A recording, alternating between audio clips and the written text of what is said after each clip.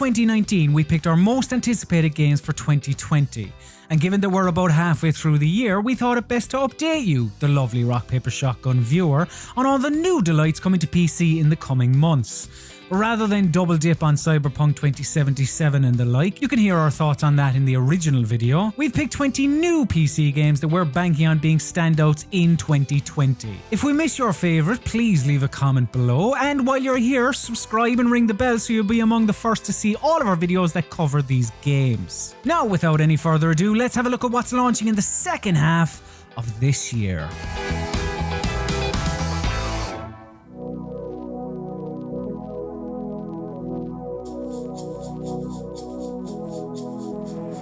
The Marmite Man of video games, Hideo Kojima, returns to PC this year with Death Stranding. When the game hit PlayStation 4, it dazzled and confused in equal measure, but there's no disputing the fact that the delivery driver simulator is something worth talking about. Starring your man off The Walking Dead and grenades that are crafted using piss and shit, the Kojima Productions debut sees you carrying cargo across America to heal a divided nation. A nation full of people, I hope, that are in when I ring the doorbell, because I can't be arsed going back to the depot with this load. While his games aren't for everyone, they are memorable, and this is no exception. Its asynchronous multiplayer that urges you to roll up your sleeves and help restore this world to greatness is a particular highlight. Plus, it's dead pretty in fairness.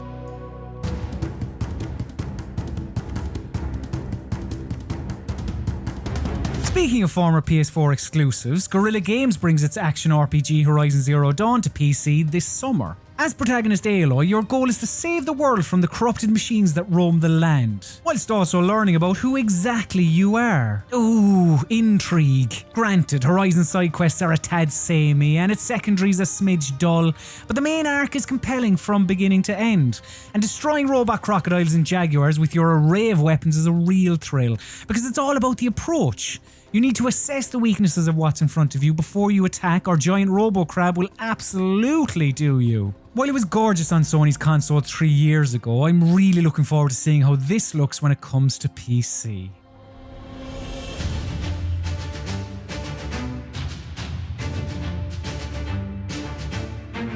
There really is no questioning Miyazaki's influence on Mortal Shell, but plonking this game on the ever-growing Souls-like pile and walking away would be doing it a massive disservice. While it has plenty of the heavy combat scene in From Software series, Mortal Shell is also reminiscent of Mega Man. You don't get powers off the big bads you kill, but you can acquire the skills of fallen soldiers that you come across throughout the game. All you have to do is wear their skin, like a sort of heroic Leatherface. It looks unforgiving, sick, twisted, and we can't wait to get our hands on it.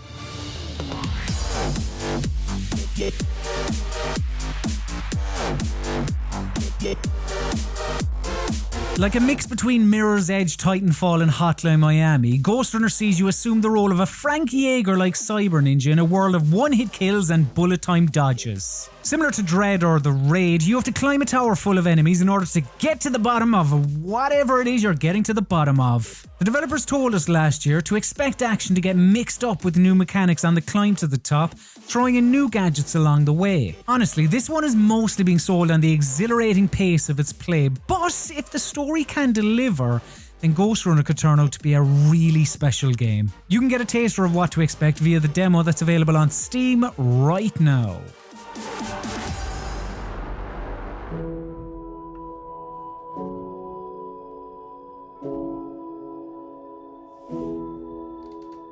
Finally, beloved spaceflight simulation game Kerbal Space Program is getting a sequel. Now, if you found the first one impenetrable, but you'd still like to have a go off this one, rest easy in the knowledge that the tutorial is said to be a big improvement on the original game. Don't fret, experienced explorers, KSP2 doesn't just cater to novices. This time around, you'll be able to build entire colonies, go beyond the Kerbal system thanks to interstellar travel, and build rockets with your friends in multiplayer. I don't know about you, but I personally can't wait to blame my friends for my shoddy building skills.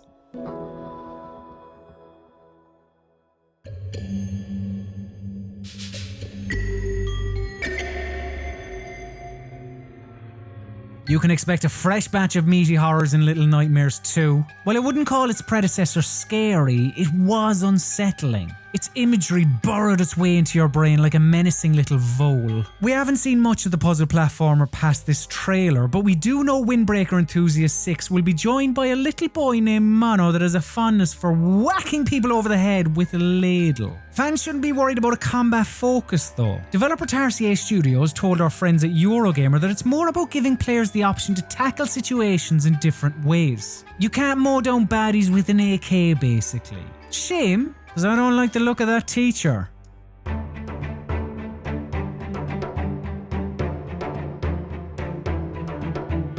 Chivalry 2 is the sequeliest of sequels. Chivalry Medieval Warfare had you get up in the faces of your adversaries. Chivalry 2 allows you to perform drive-bys on horseback. The original featured fights of up to 32 players, while Chivalry 2's battlefields will be populated by 64. The first game brought sword fighting to first-person multiplayer. Do I need to mention the thing about horses again? Torn Banner Studios' upcoming effort looks like a refinement of the limb-chopping slapstick fun of 8 years ago, and there's very little wrong with that. Big question is, how will it hold up against Mordhau? Chivalry is a prettier game for sure, but we need to go hands-on and start chopping hands off for ourselves to discover the nuanced differences.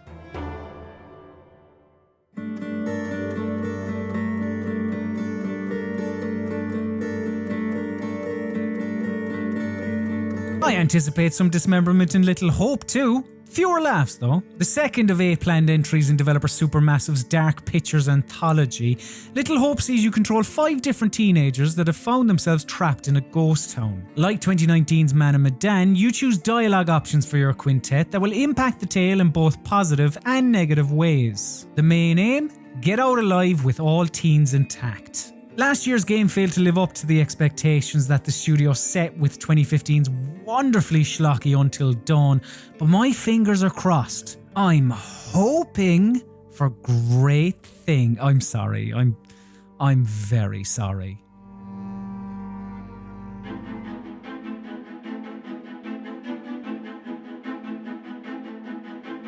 Fans have been waiting 20 long years for a sequel to Shadows, and thankfully they won't have to wait much longer as Baldurs Gate 3 enters early access on PC at some point this year. While the combat system ditches real-time with pause for turn-based strategy with more than a hint of Larian Studios' Divinity Original Sin 2, it folds in the Dungeons & Dragons 5th edition rulebook in some really fun ways, with some great-looking stealth play promising to finally do rogues justice. I could drone on and on about character customization, death, companions, and everything in between, but you're better off checking out our Matthew's extensive preview coverage of the game right here on Rock Paper Shotgun. The boy's gone deep on the D&D CRPG, so be sure to give his videos a watch.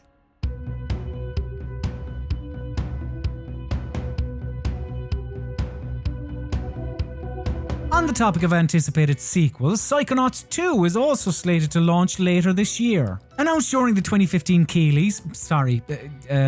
Game Awards, Double Fine's third-person platformer sees protagonist Raz return, and now he's a full-blown psychonaut. The boyhood dream has come true. Well, sort of. The psychic spy organisation he's wanted to join since he was a lad is in a spot of bother, and it's up to him to save it. As well as your classic psi abilities, Raz gains new powers to battle demons in the minds of a whole host of new characters. Will anything rival the weirdness of the original's dreaded meat circus? Fleshy big top or not, Psychonauts 2 has a lot to live up to, but from what we've seen so far, it's shaping up nicely.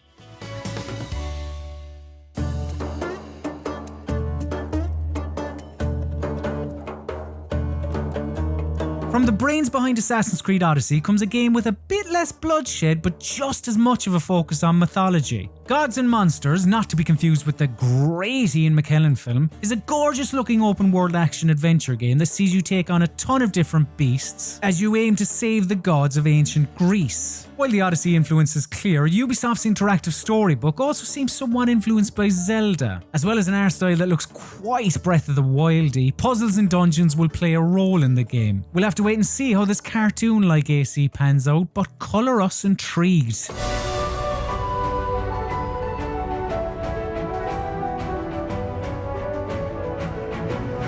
After Egypt and Greece, Assassin's Creed Valhalla offers the culture shock of shifting action to miserable Britain. Yep, Valhalla sees you play as Ivor, a Viking warrior that's looking to take on the Anglo-Saxons on their home turf in 873 AD. Granted, that's your basic summary, but my Ivor may be different to yours. On top of being able to choose your gender, dialogue options will once again be present, allowing you to shape your character as well as the world around you. What you say will likely have an impact on who you smooch too, as romance options have also been confirmed. Honestly, there's so much to the game that it's hard to fit it into a few words. Rest assured, we'll have more Valhalla content than you can shake a Mjolnir at later in the year.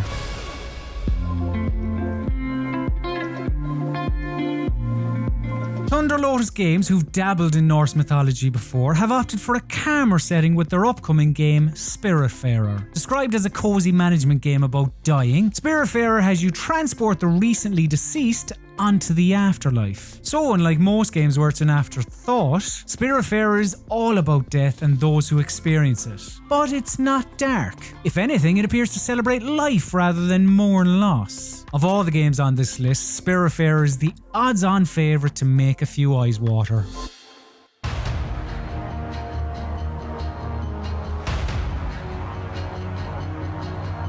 Publishers don't gamble on expensive new ideas. It makes more financial sense to try and stick a superhero in it. And while Square Enix are doing that in the Avengers, they apologise for that lack of spine with Outriders. The next game from People Can Fly mightn't have the most exciting of names, but its premise intrigues. An RPG shooter like a Destiny or Anthem, but made by the people who built the fabulous guns of Bulletstorm. Sign me up.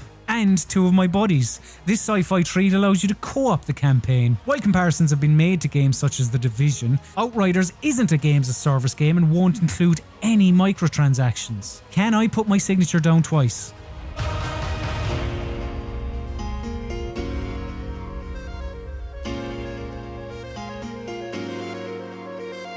One of my favourite trends in recent years has to be racing games with story modes. Even when they're awful, see 2015's Need for Speed, they often have a certain charm about them. Codemasters is coming strong with the career mode for Dirt 5 though, as they've drafted in Nolan North and Troy Baker to lead their voice cast. Not too shabby. On the track, you can expect the quality off-road racing the series is known for. Taking inspiration from Forza Horizon, Dirt 5 will feature changing seasons, which means a course can play very differently given the time of the year. From the trailer, we know events will be taking place in New York, Brazil, China and Norway, and more will no doubt be revealed as we get closer to launch.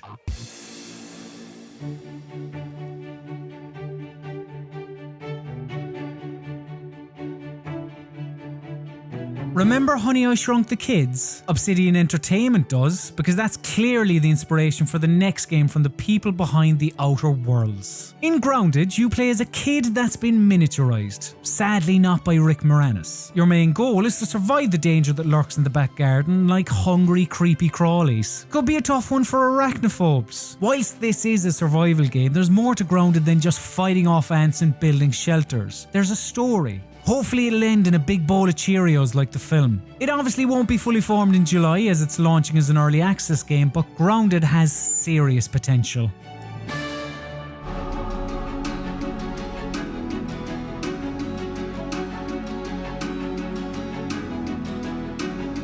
This year will see the grand strategy RPG hybrid Crusader Kings return with the third installment in the series. In CK3, you play as the head of a dynasty that rules over a group of people. You can be a bastard, you can be nice, it's up to you. Once you pop your clogs, you then assume control of that character's heir, and the cycle begins anew. Unlike other games of this ilk, Crusader Kings places more emphasis on the role-playing aspect, meaning you have to consider how your actions could affect your current relationships as well as future ones. This sure is a beef stir, but it looks set to please fans when it comes out later this year.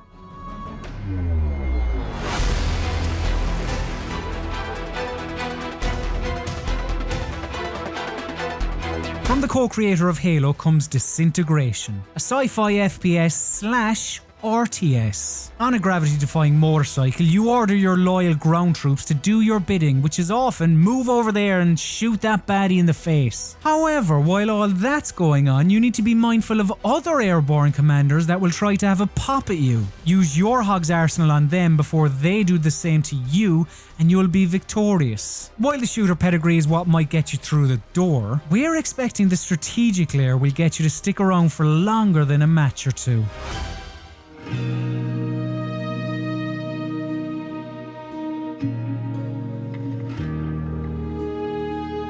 Sable is sure to be an indie darling. Its Studio Ghibli-inspired art style has wowed many convention goers over the last couple of years. I mean, just look at it. There's an undeniable resemblance to that game company's Journey with its sun-kissed desert that you zoom along, but Sable doesn't have a traditional beginning, middle and end. The journey in this case is dictated by where you go and what you interact with. I'm a sucker for a combat-free, puzzle-full experience like the one that Sable guarantees, so I cannot wait to get my hands on this.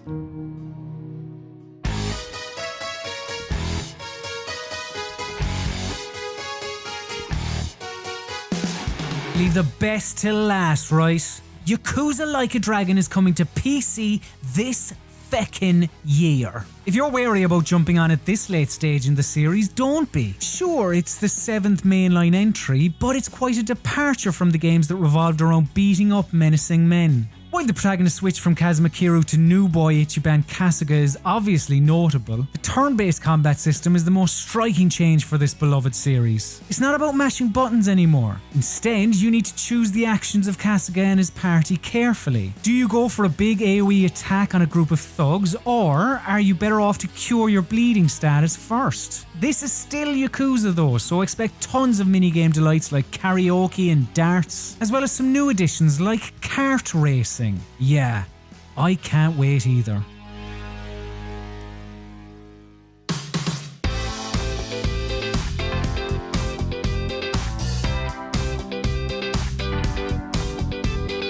Getting this down to 20 games was quite difficult. It's a good thing we've got that earlier list of another 20 that you should watch right now.